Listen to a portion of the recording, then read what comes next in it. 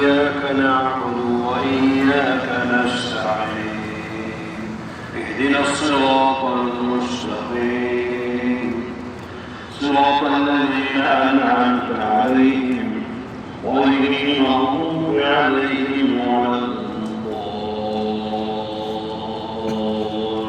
الضالين آمين.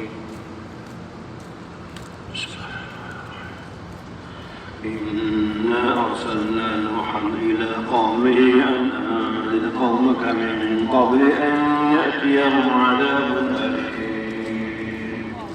قال يا قوم إني لكم نذير مبين أن اعبدوا الله واتقوه وأطيعون يغفر لكم من ذنوبكم ويؤخركم إلى أجل مسمى إن أجل الله إذا جاء فلا يؤخر لو كنتم تعلمون.